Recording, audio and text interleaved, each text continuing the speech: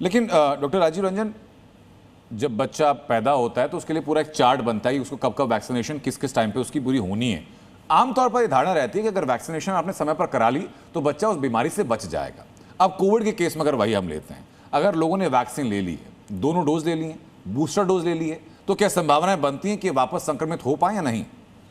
अगर हम Covid vaccine की बात करें तो it was very fastly made vaccine, और मैं इसको अंडर कुक्ड वैक्सीन बोलूँगा, क्योंकि कोविड वैक्सीन लेने के बाद भी मैंने खुद 2 डोजेज और प्लस बूस्टर लिया था, बट मुझे करीबन 4 बार कोविड पॉजिटिव था मैं। तो इससे कतई इनकार नहीं किया जा सकता है कि जो भी वैक्सीन लगती है वो लंबे समय तक रिसर्च के बाद बनती है तो ज़्यादा इफेक्टिव होती है। कोविड वैक्सीन ने बचाया जरूर लोगों को, लेकिन ये पूरी तरीके से कारगर नहीं थी और इसी वजह से ये वैक्सीन इतनी इफेक्टिव नहीं है। दूसरी बात, अगर हम इन्फ्लुएंजा वैक्सीन भी बात करें तो हर साल लेनी पड़ती है, इसके नए नए वायरल स्ट्रेन आते हैं। आप देख रहे हैं कि कोविड के वेरिएंट्स चेंज होते रहते हैं, तो जब वेरिएंट्स चेंज हो जाते हैं तो पुराने वेरिएंट्स उस पर इफेक्टिव नहीं होंगे। तो वेरिएंट अगर चेंज हुआ तो जो वैक्सीनेशन हम लोगों ने लिया हुआ है वो वैक्सीनेशन काम नहीं करेगा, उसके लिए वैक्सीनेशन को भी डेवलप करना पड़ेगा।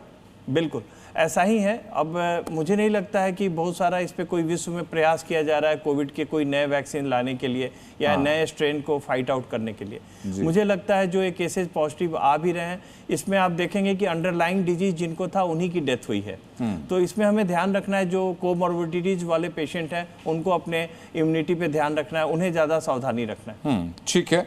डॉक्टर मयंक सक्सेना भी हमारे साथ जुड़ चुके हैं, एडिशनल डायरेक्टर हैं फोर्टिस से। डॉक्टर मयंक, यहाँ जो पैनलिस्ट हमारे साथ हैं, इन पैनलिस्ट का कहना है कि हाल ही के दिनों में इन नोएडा के अंदर भी जो पेशेंट्स ये लोग देख रहे हैं, कोविड डिटेक्ट लोगों में हुआ है। इंटेंसिटी बहुत भले ही बहुत ज़्यादा नहीं हो, घातक नहीं, लेकिन लोगों में कोविड हो रहा है। फोर्टिस आप इसको कैसे टैकल कर रहा है? कितने केसेस आ रहे हैं on an average per week या पर मंथ? मैं अगर अभी फोर्टिस या अपने क्लिनिक या अपने नोएडा रीजन की भी बात करूं, ज़्यादातर हम लोग इन्फ्लुएंजा के केसेस बहुत ज़्यादा देख रहे हैं। इन्फ्लुएंजा ए, H1N1 भी हम लोगों ने देखे हैं। इन्फ्लुएंजा ए जिसमें सबसे ज़्यादा कॉमन है और बिल्कुल कोविड लाइक प्रेजेंटेशन की तरह तो होता है, लेकिन उसमें कोविड नेगेटिविटी है, कोविड नहीं आ रहा है।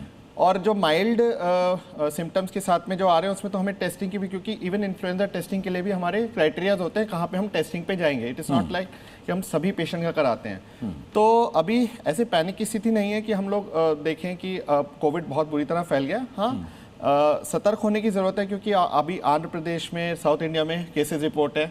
डेथ हुई है सर वहाँ पे? डेथ हुई है आंध्र प्रदेश में। हाँ, 2 डेथ हो डेथ चुकी हुई है। तो इसलिए हम लोग सजग हैं, हम लोग तैयार हैं किसी भी चीज़ के लिए, लेकिन अभी कोविड का पैनिक नहीं है। और हम देख रहे हैं इन्फ्लुएंजा का इस समय ज़्यादा प्रकोप है कोविड के मुकाबले, लेकिन आने वाले दिनों में सूरत क्या रहेगी इसको हमें वॉच करना